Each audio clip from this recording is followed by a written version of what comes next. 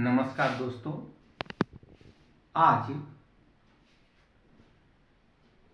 हम intermediate class कक्षा 12 का भूगोल विषय का एक मॉडल पेपर आपको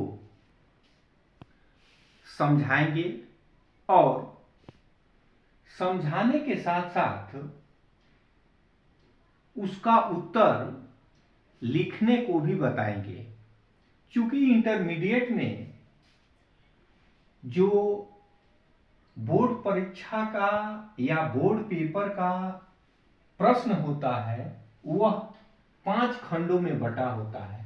पहले बहुविकल्पीय प्रश्न 8 होते हैं, उसके बाद से अति लघु उत्तरीय 8 पूछे जाते हैं, लघु उत्तरीय और उसके बाद से दीर्घ उत्तरीय और अंत में 2 क्वेश्चन मानचित्र संबंधी पूछे जाते हैं जो 25वां और 26वां होता है। 25वां क्वेश्चन भारत से संबंधित होता है और 26वां क्वेश्चन विश्व के मानचित्र से संबंधित होता है, विश्व के मानचित्र में भरना होता है। तो आज हम बहुविकल्पी, अति लघु उत्तरी, लघु उत्तरी और दीर्घ उत्तरी प्रश्नों का उत्तर कितना लिखना है, कैसे लिखना है कि आप बोर्ड परीक्षा में कम शब्दों में परफेक्ट उत्तर और 3 घंटा से पहले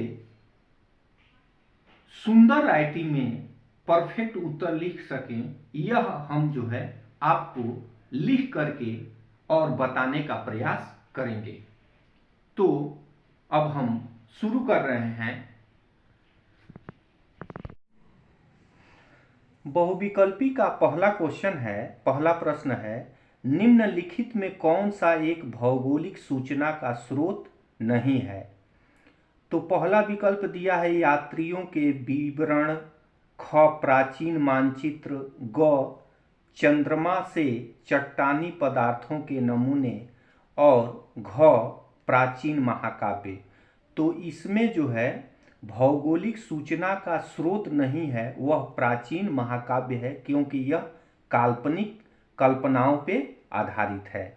हमने अपने कॉपी में भी चारों विकल्प को लिखा है जो प्राचीन महाकाव्य इसका उत्तर सही है। दूसरा है कि किस महाद्वीप में, निम्नलिखित में से किस महाद्वीप में जनसंख्या वृद्धि सर्वाधिक है? तो जो विकल्प दिया है अफ्रीका, एशिया, दक्षिण अमेरिका, उत्तर अमेरिका। तो जनसंख्या वृद्धि, सर्वाधिक जनसंख्या वृद्धि अफ्रीका महाद्वीप का सबसे अधिक है। तीसरा प्रश्न है, निम्नलिखित में कौन सा मानव विकास का प्रमुख घटक है? तो मानव विकास का प्रमुख घटक सतत पोषणीयता, उत्पादकता, समता तथा सशक्तिकरण, ये चारों जो है मानव विकास के घटक हैं। लेकिन चौथा विकल्प जो दिया हुआ है डी, उपरोक्त सभी, तो उपरोक्त सभी यही जो है सही है। चूंकि ये सभी हैं तो डी हो जाएगा।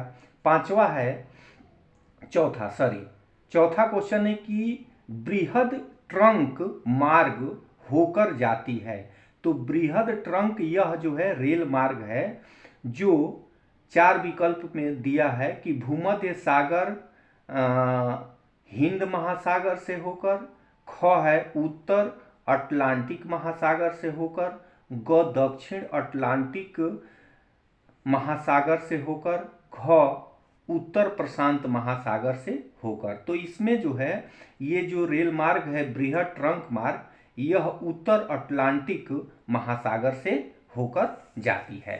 अब हम आपको कॉपी में भी दिखाते जाते हैं कि कैसे ये लिख दिया है हमने, उत्तरी अटलांटिक महासागर से। अच्छा, अब पांचवा क्वेश्चन है कि निम्नलिखित राज्यों में से किस एक में जनसंख्या का घनत्व सर्वाधिक है? तो जनसंख्या घनत्व जो है दिया है विकल्प पश्चिम बंगाल, उत्तर प्रदेश, केरल और चौथा है पंजाब। तो यह जान लीजिए कि 2001 के अनुसार, मतलब जनगणना वर्ष 2001 के अनुसार तो पश्चिम बंगाल है, लेकिन 2011 के अनुसार बिहार है। लेकिन विकल्प के अनुसार हम देखेंगे तो पश्चिम बंगाल इसका उत्तर होगा। ठीक है, अब हम अगले प्रश्न पे चल रहे हैं। अगला प्रश्न है कि बिग इंच पाइपलाइन के द्वारा परिवहित किया जाता है, मतलब भेजा जाता है। तो ये पाइप का चौड़ाई साइज दिया हुआ है। पहला है विकल्प दूध, दूसरा ख जल, तीसरा ग तरल पेट्रोलियम गैस और चौथा है पेट्रोलियम। तो बिग इंच पाइप का जो चौड़ाई है उसके माध्यम से भेजा जाता है पेट्रोलियम। हमने उत्तर में पेट्रोलियम लिख दिया। अब है सातवां प्रश्न। सातवां है कि भारत का सबसे लंबा राष्ट्रीय राजमार्ग कौन सा है। तो भारत का विकल्प है कि NH1, NH4, NH5, NH7। तो भारत का सबसे लंबा राष्ट्रीय राजमार्ग है NH7, जो वाराणसी से कन्याकुमारी तक जाती है, जिसकी लंबाई है 2369 किलोमीटर। अंतिम बहुविकल्पी का प्रश्न है कि निम्नलिखित में कौन सा नगर नदी के किनारे अवस्थित नहीं है, अर्थात कौन सा शहर नदी किनारे बसा हुआ नहीं है। तो आप जानते हैं विकल्प दिया है आगरा, पटना, भोपाल, कोलकाता। तो आगरा यमुना किनारे आप जानते हैं, पटना जो है गंगा और सोन के संगम तट पे है, और कोलकाता हुगली आप जानते हैं, भोपाल किसी नदी के किनारे नहीं बसा है। तो उत्तर भोपाल हो जाएगा। ठीक, अब हम अति लघुत्तरी के तरफ चल रहे हैं। अति लघुत्तरी में क्या पूछा गया है कि पृथ्वी के दो प्रमुख घटक कौन से हैं। तो पृथ्वी जो है जानते हैं, मतलब पृथ्वी दो चीजों के मिलने से बना है। वो प्रमुख घटक हैं जैविक घटक और अजैविक घटक। अगला प्रश्न है 10वां कि जनसंख्या परिवर्तन के 3 घटक कौन से हैं। तो जनसंख्या परिवर्तन के 3 घटक जन्म दर, मृत्यु दर और प्रवास है। अगला प्रश्न है प्रश्न संख्या 11, मानव विकास के 4 प्रमुख घटकों के नाम लिखिए। ये प्रश्न बहुविकल्पी में भी आया है। तो आप जानते हैं कि मानव विकास के 4 प्रमुख घटक हैं समता, सतत पोषणीयता, उत्पादकता और सशक्तिकरण। अगला प्रश्न है 12वां, मानव विकास की संकल्पना किसने प्रस्तुत की, उनका संबंध किस देश से है। तो अब आप आ जाइए, 12वें का हमने उत्तर लिखा है कि मानव विकास की संकल्पना डॉक्टर महबूब उल हक ने प्रस्तुत की, जो पाकिस्तान देश के रहने वाले थे। उन्होंने कब दिया था, 1990 में। अब आप आ जाइए 13वें क्वेश्चन पे। 13वां प्रश्न है कि भारत में सिंचाई के 2 साधनों का उल्लेख कीजिए।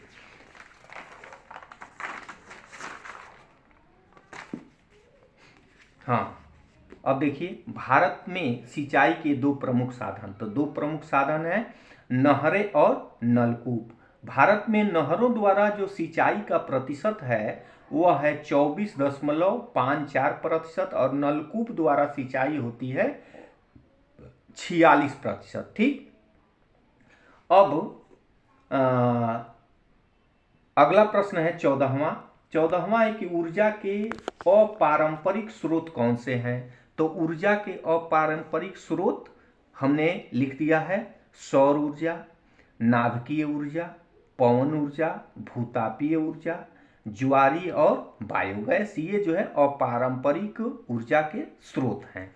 15वां प्रश्न है कि सतत पोषणीय विकास की संकल्पना को परिभाषित कीजिए।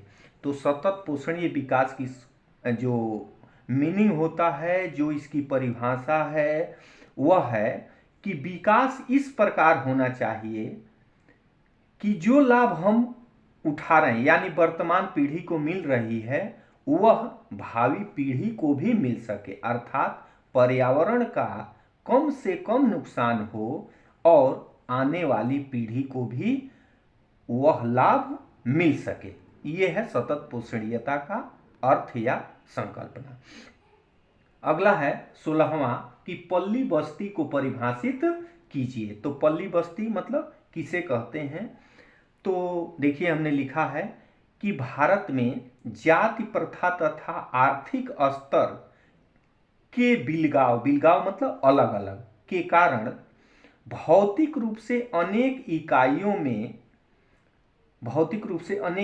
में पाया जाता है। मतलब जाति के आधार पे भी बंटवारा है और आर्थिक स्तर के आधार पर भी बंटवारा है। इस बंटवारे के कारण अलग अलग बस्तियों का विकास होता है। इसे नागला, पन्ना और ढाड़ी भी कहा जाता है। तो ये था पल्ली बस्ती। अब आप आ जाइए लघु उत्तरीय प्रश्न पे। लघु उत्तरीय प्रश्न का 17वां या पहला क्वेश्चन है, 17वां क्वेश्चन है कि मानव भूगोल के विषय क्षेत्र पर एक टिप्पणी लिखिए। इसका मतलब यह है कि मानव भूगोल में किन किन विषयों का अध्ययन किया जाता है या किन विषयों के मिलने से मानव भूगोल का विषय क्षेत्र बनता है। तो हमने पहले जो है मानव भूगोल से संबंधित एक दो लाइन जो है इंट्रोडक्शन या अर्थ लिखा है। देखिए, मानव भूगोल मानव वर्गों और उनके वातावरण की शक्तियों, प्रभावों तथा प्रक्रियाओं के पारस्परिक कार्यात्मक संबंधों का प्रादेशिक आधार पर किए जाने वाला अध्ययन है। ये मानव भूगोल का अर्थ है। अब किन किन विषयों का इसमें अध्ययन किया जाता है? तो आर्थिक भूगोल, आर्थिक भूगोल में जानते हैं कि प्राथमिक क्रियाएं, द्वितीयक क्रियाएं और तृतीय क्रियाएं। जनसंख्या भूगोल है, जनसंख्या में उस जनसंख्या की संरचना, वितरण, घनत्व, आय इत्यादि का अध्ययन होता है। तीसरा है सांस्कृतिक पर्यावरण। सांस्कृतिक पर्यावरण का मतलब होता है मानव की संस्कृति और पर्यावरण के प्रभावों का जो है अध्ययन इसमें किया जाता है कि मानव की संस्कृति कैसे विकसित हुई। अगला है कृषि भूगोल। इसमें कृषि और खेती और वाणिज्य का अध्ययन। प्रादेशिक भूगोल भौतिक और मानवीय संबंधों का अध्ययन और वर्गीकरण किया जाता है। नगरीय भूगोल, अधिवास भूगोल, परिवहन भूगोल, प्रजातीय भूगोल और संसाधन भूगोल, इन्हीं सबों का अध्ययन का अब जो अध्ययन होता है वह मानव भूगोल का विषय क्षेत्र है। अब हम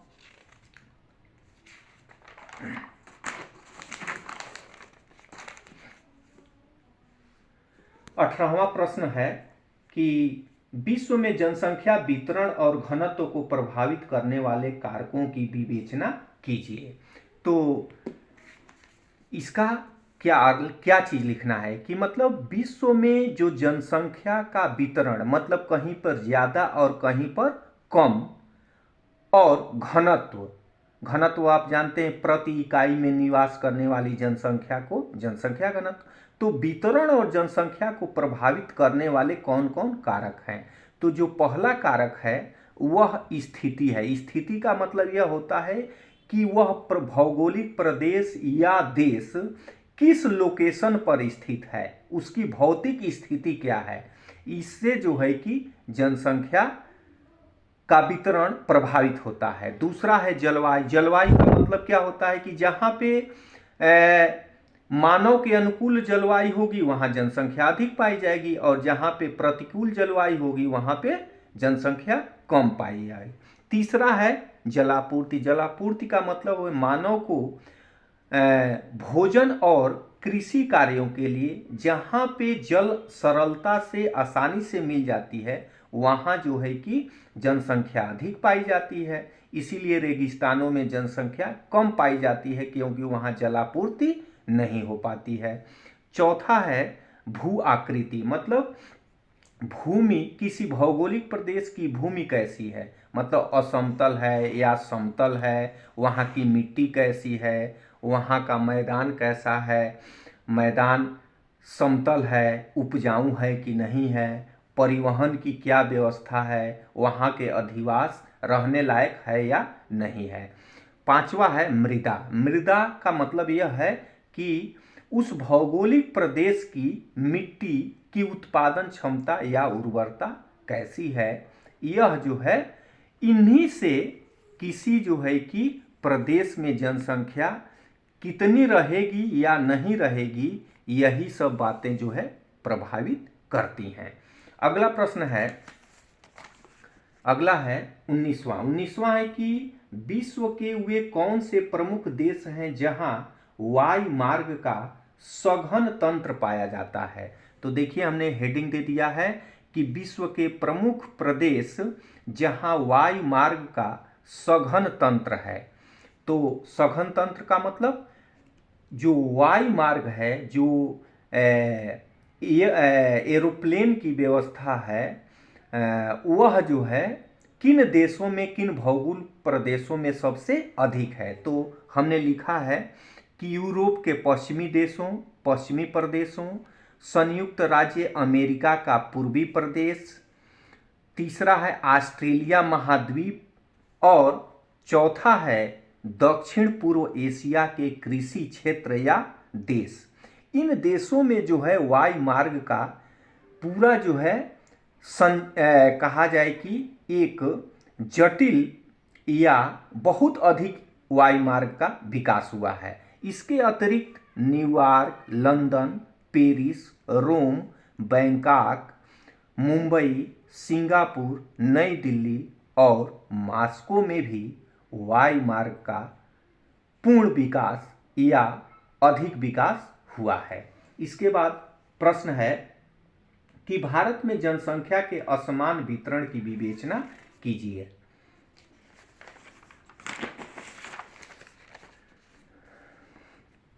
हाँ, तो भारत में जनसंख्या के असमान मतलब भारत में किसी प्रदेश या किसी जो है क्षेत्र में अधिक जनसंख्या पाई जाती है, किसी क्षेत्र में कम जनसंख्या पाई जाती है। इसका रीजन, इसका कारण आपको बताना है। तो आप जानते हैं किसी भी विश्व स्तर पे चाहे किसी राष्ट्र स्तर पे अगर देखेंगे तो जलवायु प्रमुख है। जहाँ पे जिन प्रदेशों में, जिन भौगोलिक प्रदेशों की जलवायु मानव के अनुकूल है, वहाँ पे जनसंख्या अधिक पाई जाएगी। दूसरा है ऊंचावच मतलब धरातल का स्वरूप कैसा है, समान है कि असमान है। तीसरा है जल की उपलब्धता, जहाँ पे जल आसानी से उपलब्ध हो जाता है वहाँ पे जनसंख्या अधिक पाई जाती है। चौथा है खनिज संसाधन, खनिज मतलब उन क्षेत्रों में जहाँ खनिज पाए जाते हैं वहाँ उद्योगों का विकास होता है, वहाँ व्यक्ति रोजगार के लिए जाता है और रोजगार करते करते वहाँ पे बस जाता है और धीरे धीरे वहाँ पे जनसंख्या भारी मात्रा में, सघन मात्रा में इकट्ठा हो जाती है। पांचवा है मिट्टी की उत्पादकता। मिट्टी की उत्पादकता का मतलब यह है, आप जानते हैं उत्तर भारत की मिट्टी चूंकि जलोढ़ मिट्टी है, तो स्वाभाविक बात है कि वहाँ पे जनसंख्या सघन होगी। और जहाँ की मिट्टी में उत्पादकता नहीं है जैसे राजस्थान, वहाँ पे कम जनसंख्या या विरल जनसंख्या पाई जाएगी। अगला क्वेश्चन है, अगला है 21वां क्वेश्चन है कि व्यापार संतुलन किसे कहते हैं, यह किस प्रकार अनुकूल अथवा प्रतिकूल होता है। तो व्यापार संतुलन का अर्थ देखिए हमने लिखा है एक निश्चित समय अवधि में, मतलब एक निश्चित टाइम में एक देश के निर्यात और आयात के अंतर को व्यापार संतुलन कहते हैं। अब इसमें जो पूछा है कि यह कैसे अनुकूल और प्रतिकूल होता है, तो अनुकूल और एवं प्रतिकूल। जब किसी देश का निर्यात अधिक और आयात कम होता है और व्यापार में हानि नहीं होता है बल्कि लाभ होता है तब उसे अनुकूल, और जब निर्यात कम और आयात अधिक होता है अर्थात व्यापार में घाटा हानि उठाना पड़ता है तब उसे प्रतिकूल व्यापार कहा जाता है। अब हम 22वां क्वेश्चन देखेंगे।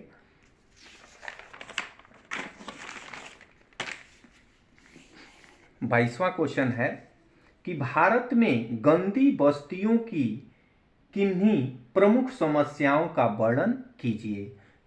तो भारत में गंदी बस्तियों की प्रमुख समस्या क्या है, यह हमने जो है स्पष्ट 5-6 जो है समस्या लिख दिया है। पहला समस्या है स्वच्छता एवं शुद्ध पेयजल की कमी।